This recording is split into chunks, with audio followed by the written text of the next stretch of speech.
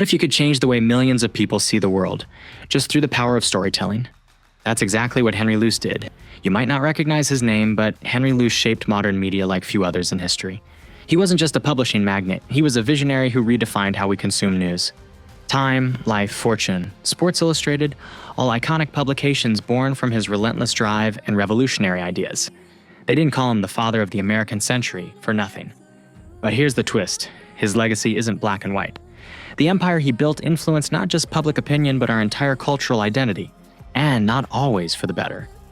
In this video, we'll dive into the story of how Henry Luce's media empire rose to power, the profound impact it had on the world, and the moral complexities that came with it. Henry Luce's journey began far from the bustling centers of American media. Born to missionary parents in China, Luce grew up during a time of rapid global change. These formative years gave him a first-hand understanding of the many ways in which our world is interconnected. His insight into the interplay of cultures and the global impact of events inspired his lifelong mission to tell the stories that mattered on a grand, global scale. At the age of 15, Luce was sent to the United States to attend the prestigious Hotchkiss School in Connecticut. As a scholarship student with a stutter, he struggled to fit in among his wealthier peers. However, his determination to excel quickly set him apart. Thanks to his family connections and a wealthy benefactor, Luce was able to excel in academics. He also made a friend, Britton Haddon, who would go on to become his lifelong collaborator. After graduation, the pair attended Yale University, where Luce became editor of the Yale Daily News. This work further solidified his belief in the power of the written word to shape public opinion. However, he wasn't content to simply follow the established rules of journalism. He envisioned something greater, a publication that distilled the chaos of daily news into concise, compelling stories for a modern audience. In 1923, at just 25 years old, Luce founded Time magazine alongside his friend Britton Haddon.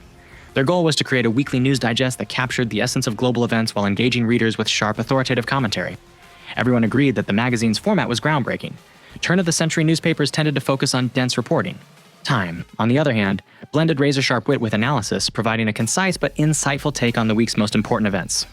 Meanwhile, innovative features like Man of the Year, which are still ongoing today, highlighted those individuals who shaped the world for better or worse. It was, in many ways, the first true example of modern pop culture. After Haddon's untimely death in 1929, Luce became the dominant force at the magazine. Now firmly in the captain's chair, he set about expanding the magazine's reach, steering its editorial voice to fit his vision, not just for the magazine, but for America. Luce's aspirations went far beyond Time alone. In 1930, he launched Fortune magazine. While it seemed counterintuitive to create a luxury publication during the throes of the Great Depression, Luce believed it was essential that the public understand industrial leaders. He argued this would allow him to forge a sort of solidarity between two classes that had always seen themselves as rivals. And it worked. Fortune elevated business journalism to an art form, blending in-depth reporting with stunning visuals. Groundbreaking photography from artists like Margaret Bourke-White and Ansel Adams captured the spirit of the era, allowing Fortune to thrive at a time when Americans of all stripes were struggling. In 1936, Luce revolutionized journalism again with the launch of Life. One of the first true examples of photojournalism, this stunning magazine told stories in ways that words alone could not convey. From the haunting scenes of World War II to snapshots of everyday life, its striking images offered readers an unparalleled window into the world around them. The magazine first became an overnight sensation, but soon evolved into an essential part of the nation's cultural fabric. At its height, the magazine was selling around 13.5 million copies per issue, a fact that inspired countless imitators. It was the ultimate culmination of Luce's lifelong belief in the power of storytelling. By the time Henry Luce launched Sports Illustrated in 1954, his media empire had already transformed journalism. Nevertheless, this new venture was seen as a bold gamble. At the time, sports journalism wasn't regarded as serious reporting, and many in the industry doubted the magazine's potential. Even Luce himself thought sports were a complete waste of time. Still, he recognized their growing cultural significance in post-war America. In fact, he often claimed that he believed sports could unite Americans across social and economic divides. Sports Illustrated humanized athletes, offering profiles that revealed their struggles, motivations, and triumphs. Instead of focusing solely on scores or statistics, it told stories of perseverance and excellence, allowing the writers to forge a more lasting, emotional connection with their readers. As with Time and Life, photography was an essential element of Sports Illustrated's success. Action shots captured moments of pure athletic brilliance, while off-the-field images showcased the humanity behind the competition and helped to shape the narratives of iconic athletes like Muhammad Ali, Jackie Robinson, and Billie Jean King. In 1941, Henry Luce published an essay focusing on the concept of the American century in Life magazine. Rather than functioning as a mere editorial, it declared his vision for the United States' role in the world. Luce argued that the United States had both the moral responsibility and the resources to spread democracy, capitalism, and its own cultural values to the rest of the world. Luce saw the 20th century as a unique opportunity for the U.S. to lead, not just militarily, but economically, culturally, and ideologically. Through his magazines, he became a tireless advocate for this vision. Time and Life were filled with stories that celebrated American ingenuity, progress, and leadership. Luce's editorial stance often reflected his belief in American exceptionalism, portraying the U.S. as a force for good in a chaotic world. However, Luce's vision was not without its critics. Some saw his American century as a form of cultural imperialism, dismissing or even condemning other nations' sovereignty and traditions.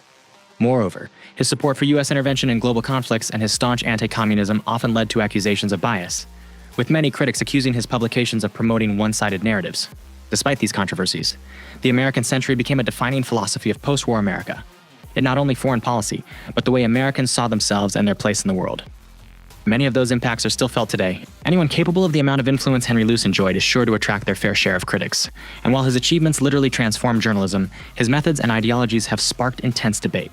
In addition to editorial bias, Luce's work was often seen as a reflection of his personal political and cultural values.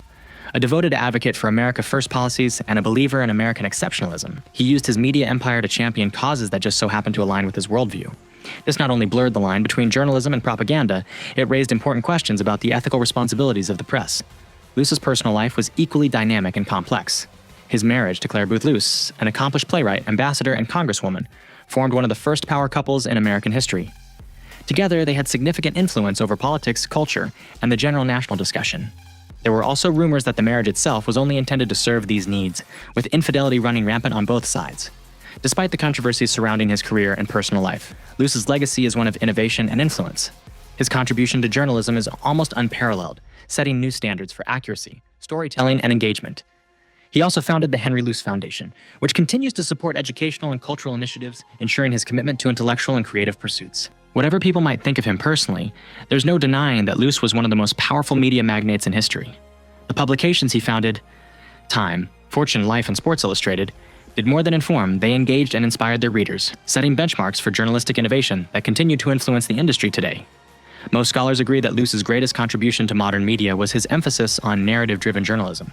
True to his upbringing, his magazines framed news stories not as isolated events but as interconnected pieces of a larger global picture.